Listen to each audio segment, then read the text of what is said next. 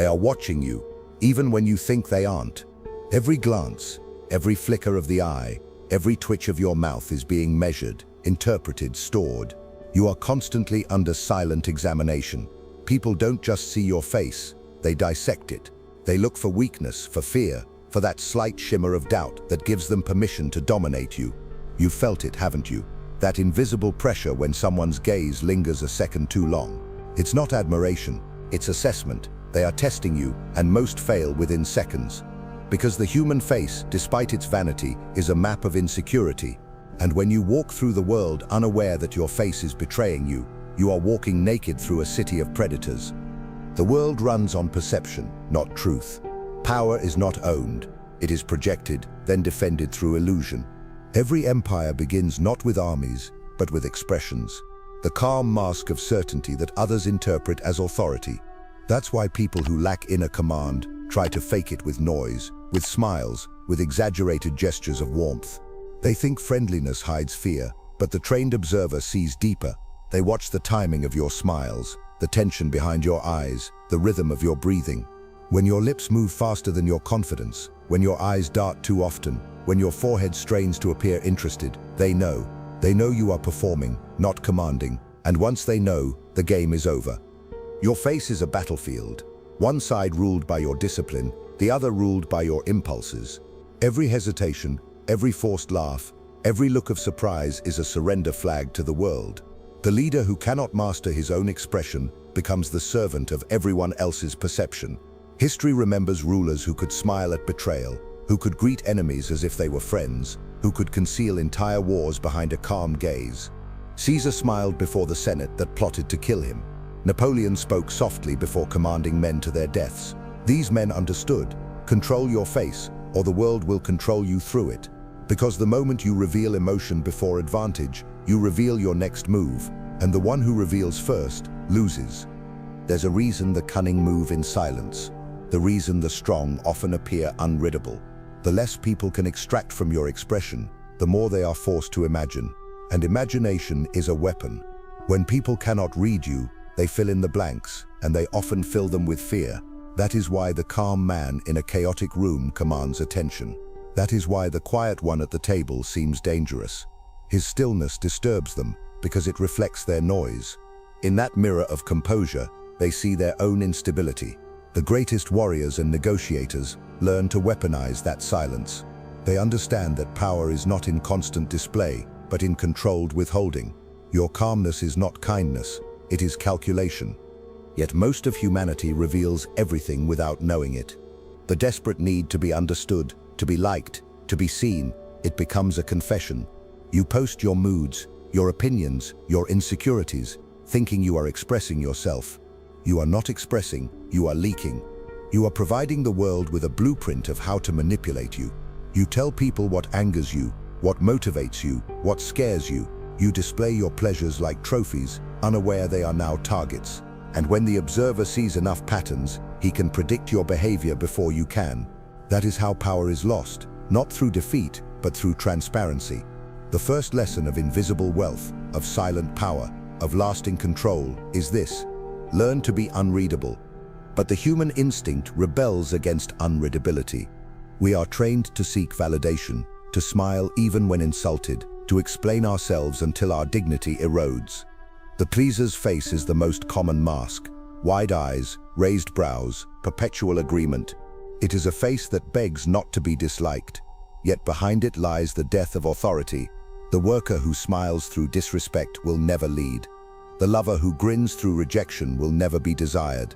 The ruler who apologizes for every decision will never be obeyed. Power demands contrast, and contrast requires distance. To be respected, you must be slightly feared. To be feared, you must be slightly unredeemable. The mask must not entertain, it must provoke silence in others. So look in the mirror and ask yourself, when others look into your eyes, do they see a fortress or an open gate? When they study your expression, do they sense control or desperation for approval? Because the truth is this: every glance is an interrogation. Every smile you return is a small negotiation for your own respect. And if you cannot control the image you project, someone else will shape it for you until you live inside their definition, not your own. So tell me, when they study your face tomorrow, when their eyes measure your silence, your laughter, your hesitation, will they see a man who cannot be read, or one who cannot stop revealing himself? Power does not begin with money. It begins with posture. The way you sit when no one is watching, the way you stand when you think you are unobserved. Those are the moments that decide whether others will follow you or forget you. Before you speak, your body has already declared who you are. Every step you take, every gesture you make, either commands the air around you or pollutes it with weakness. People study you without knowing they're doing it. They read you like a predator reads movement in the grass, for rhythm, for certainty, for the telltale sign of hesitation that means safety for them and danger for you. Your body is the first broadcast of your power, and most are transmitting failure before they even open their mouths. Look at the average man. Shoulders rounded, eyes uncertain, gestures fidgeting as if trying to erase his own presence. His body apologizes for existing. His movements are not deliberate, they are reactions, adjustments, explanations. When he enters a room, the energy drains instead of heightens. He wonders why people overlook him, why they speak over him, why they forget him. But how can anyone remember a man whose posture screams invisibility? The world obeys presence, not words. When you slouch, when you shrink, when you move too quickly to please the rhythm of others, you tell them one thing: you do not belong to yourself. And if you don't belong to yourself, you can never lead, never command, never truly own anything. The masters of perception understand this instinctively. They sculpt their physical presence the way an artist sculpts marble, slowly, deliberately, with reverence for detail. Every motion is efficient, every pause is intentional. Watch a general inspect his troops, a CEO walk into a meeting, a statesman stand before a crowd. There is a stillness to them, not laziness, not stiffness, but containment. They hold their energy like a blade sheathed in calm. Their bodies communicate one message: control, and that message spreads faster than any speech. You could strip them of titles, clothes, possessions, and their authority would still radiate, because power is not worn, it is embodied. You must understand that posture is more than appearance. It is language, the unspoken dialect of dominance and submission, of certainty and doubt. When you sit too casually, you signal comfort, and comfort in front of wolves is suicide. When you move too rigidly, you signal fear, and fear invites attack. The balance lies in stillness, relaxed yet alert, grounded yet unpredictable. You must learn to carry yourself as if gravity itself favors you, as if the space bends slightly to accommodate your presence. This is not arrogance, this is calibration. You are teaching others how to treat you through your physical vocabulary. Silence is magnified by posture. When you speak less but move with precision, your words weigh more.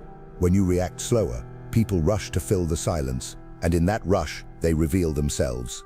Your body becomes the frame through which others expose their own uncertainty. This is why the powerful often appear detached. They are not detached from reality, they are detached from the emotional chaos of others.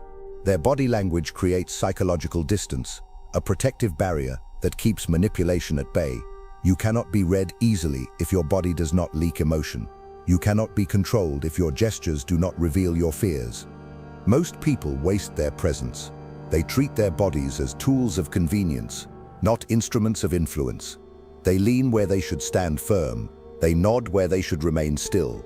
They speak with hands that tremble with insecurity.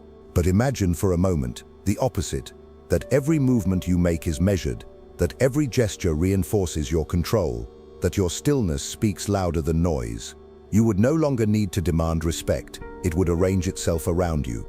This is the unspoken advantage of invisible wealth, composure that cannot be bought, an aura that cannot be faked. The most dangerous man in any room is not the one who talks the most, but the one whose body gives nothing away. You look at him and you sense the tension, not of anxiety, but of readiness. His silence isn't emptiness, it's weight. His movements aren't random, they are calculated, timed like the strokes of a chess master. You feel his presence before he speaks, and when he finally does, the world listens, not because of what he says, but because his body told them long before that he was worth hearing. That is command, that is power. So ask yourself, when you enter a room, do others feel the rise of order or the scent of uncertainty? When you sit across from someone, Does your stillness provoke respect or pity? If your posture were the only language you could speak, would it tell the story of control or confession? Questions are traps dressed as curiosity. Every "what do you think" and "why did you do that" sounds harmless, almost polite. But behind the softness lies strategy. People use questions to make you expose yourself. They want to map your loyalties, your fears, your limits. They appear as listeners, but they are hunters, drawing information out of you, not by force, but by your own desire to be understood. And most fall willingly. They mistake conversation for connection, and in their eagerness to explain themselves, they surrender their most valuable currency, information. You think you're building trust. In reality, you're building a profile for someone else's advantage. A manipulator's greatest weapon is not aggression, but curiosity. They let silence hang long enough for your nerves to fill it. They nod, they lean in, they ask for your opinion, and as you speak, you reveal the boundaries of your mind. Every justification you give, every over-explained answer, every attempt to sound wise, paints a detailed picture of your psychology. They don't just hear what you say, they hear what you avoid saying. When you hesitate before answering a question about money, they know it controls you. When you deflect a question about loyalty, they know you've betrayed before. When you overcompensate with confidence, they know it's fragile. Your words are confessions disguised as explanations. You must understand that every question is an instrument of measurement. The skilled observer watches not for correctness, but for emotion. They note when your eyes break contact, when your voice rises, when your hands move faster. They ask questions not to learn what happened, but to see what affects you. The moment you show discomfort, they've found the wire connected to your control system. And once they know which emotion governs you, pride, guilt, greed, or fear, they can play you like a violin.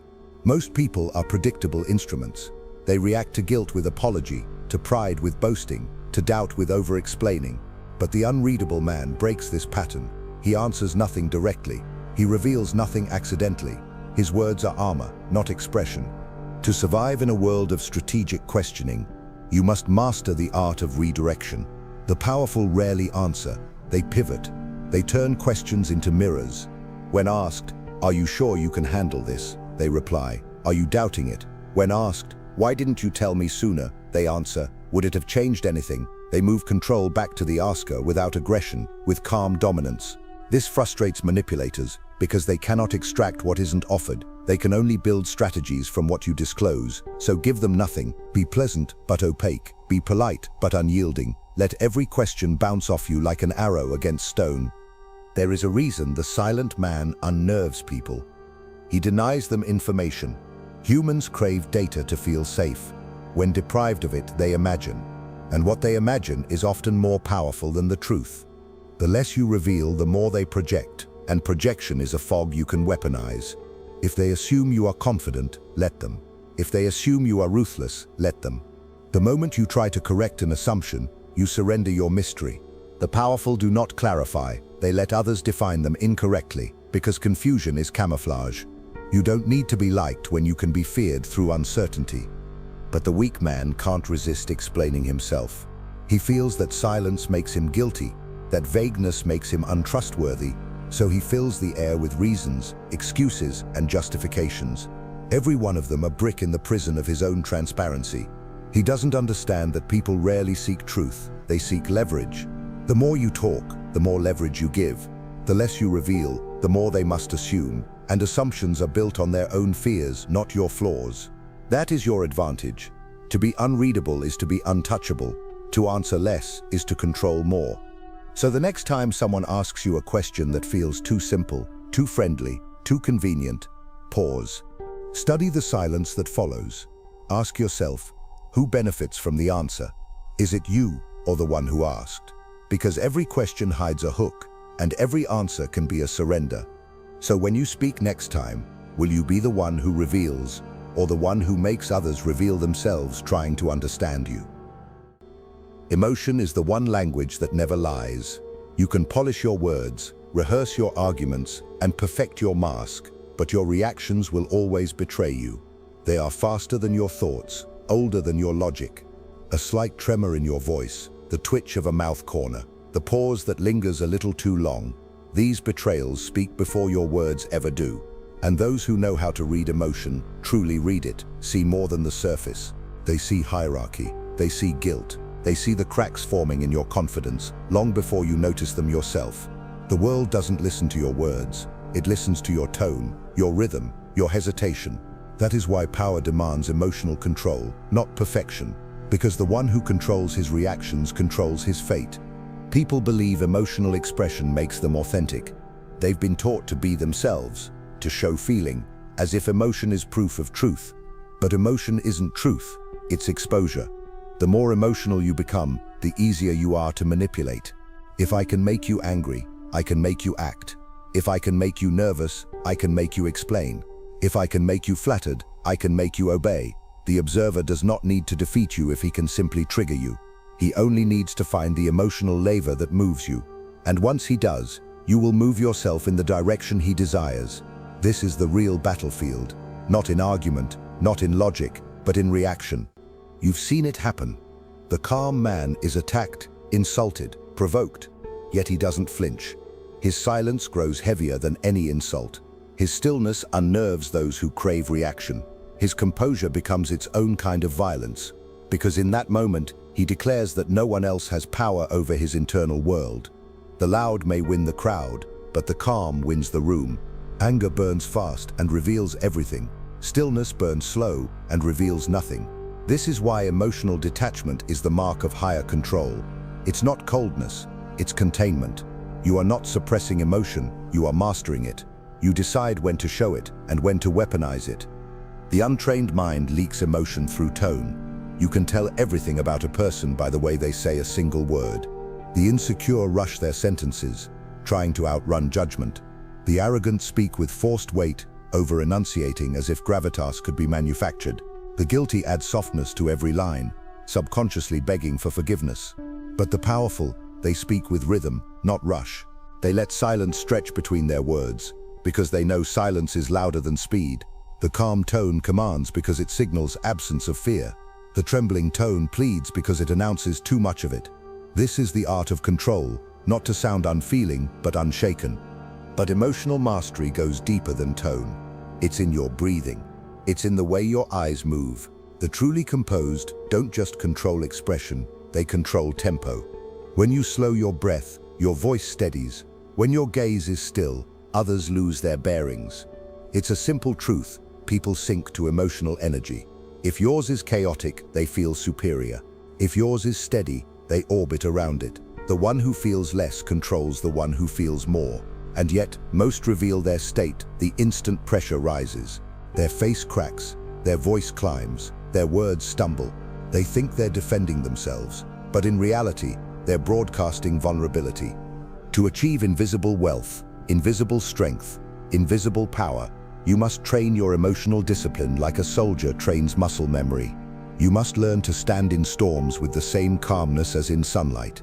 When insulted, smile faintly as if you barely heard it.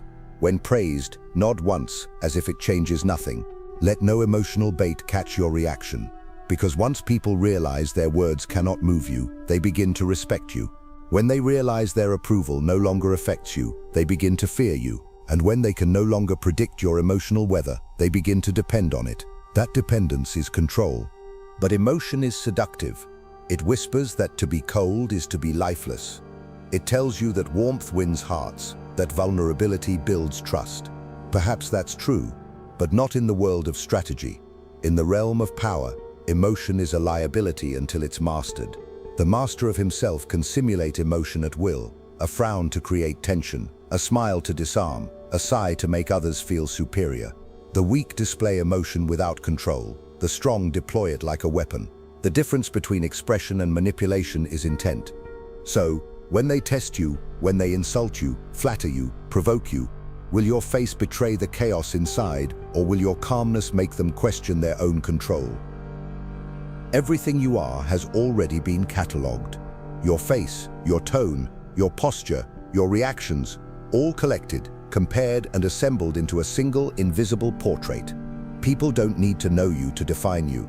They build you piece by piece, from fragments you didn't even realize you were giving away. A glance, a phrase, a gesture, each one a clue. You may think you're mysterious, that your intentions are hidden, but the truth is, most people have already decided who you are long before you open your mouth. Their minds crave pattern, and once they've constructed one, it becomes your prison. The final psychological trick is not that they read you, it's that they complete you. They finish the story of you without ever asking for your permission. This is how reputations are born, not from truth, but from accumulation. One expression taken out of context becomes arrogance. One mistake retold becomes incompetence. One act of kindness misinterpreted becomes weakness. And slowly, your identity begins to exist outside your control. This is the tragedy of visibility. The more you are seen, the less you own yourself. The more people know about you, the more they begin to define you for themselves. That's why the powerful build walls, not for isolation, but for clarity. They choose what to reveal and what to conceal. They understand that mystery is not a wall that hides. It's a mirror that reflects what others fear to understand. Those who want to read you will always connect the dots, even when the dots are lies. Give them one small detail, and they will invent the rest. A businessman pauses before answering a question. Suddenly, he's hiding something. A leader speaks softly. Now he's arrogant. A woman withdraws from a conversation. Now she's scheming. People don't want truth, they want narrative. They need to make sense of others to feel safe.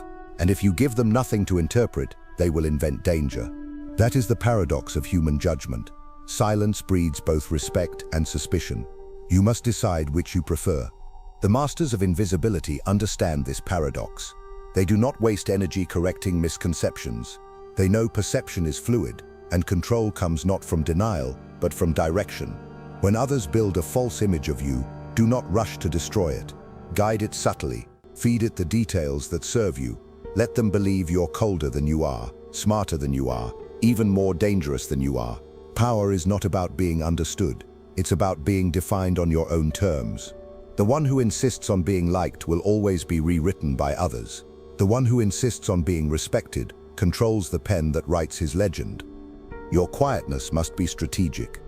In a loud world, silence is interpreted as superiority. In a desperate world, detachment is mistaken for dominance. You can use that. The illusion of depth is created not by speaking more, but by withholding what people expect. When others can't read you, they fill the void with fascination or fear. Both are useful. Fascination draws followers. Fear builds distance. In both cases, you maintain control. This is the essence of psychological power, not in convincing others to see you a certain way, but in training yourself to remain unaffected when they do not.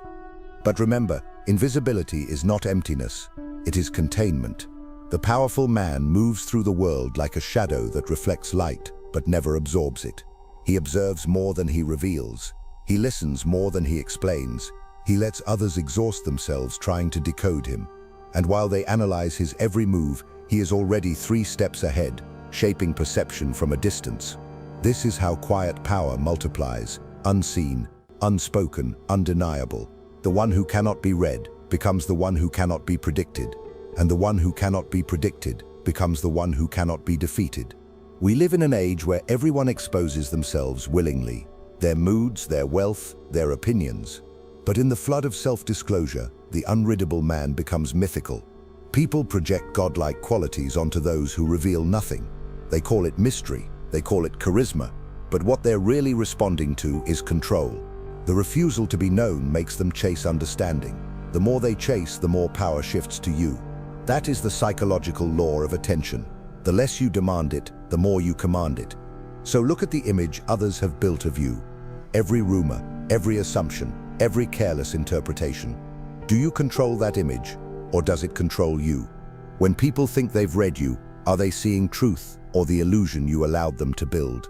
Because if the world already believes it knows who you are, the question isn't whether you've been seen, it's whether you've been trapped inside your own reflection. Power does not live in noise. It lives in what you withhold. The world will always demand to know you, to read you, to decode you, because understanding you gives them power over you. But the more you resist that hunger, the more you begin to rise above it. Silence becomes your language. Stillness becomes your armor. Restraint becomes your empire. The unreadable man is not a mystery, he is a fortress. Every glance at him ends in uncertainty. Every attempt to define him collapses into projection. He becomes what others fear and admire at once, a being beyond manipulation. You must understand this: survival in the modern world no longer depends on strength of muscle or speed of movement. It depends on the discipline to remain unseen, while everyone else fights for visibility. The rich broadcast their lives until they lose their peace. The weak broadcast their emotions until they lose their respect. But those who understand stealth, who live quietly, accumulate silently, and strike precisely, they own the game while everyone else is performing in it. The man who reveals nothing becomes the man who is assumed to possess everything. Your goal is not to be admired, it is to be unprovable, not to be loved, to be beyond reach. The shadows are not for cowards, they are for kings who understand that control is greater than applause. The loud are remembered for a season, the silent rule for generations. If you want wealth that cannot be stolen, power that cannot be challenged, and respect that does not depend on public opinion, build it in silence. Let your work speak only in results. Let your face show nothing but calm certainty. Let your movements be slow, deliberate, unreadable. Because when the world studies you, and it will, they must never find clarity. They must find contradiction. They must sense depth they cannot measure, motives they cannot name, strength they cannot weaken. That is true invisibility, not to disappear, but to be everywhere and nowhere, seen yet unknowable. So remember this: you do not need to be understood to be obeyed. You do not need to be liked to be followed. You only need to master the one art that no school teaches, the art of remaining unreadable in a world addicted to exposure. Power is not taken, it is hidden, until the moment it decides to reveal itself.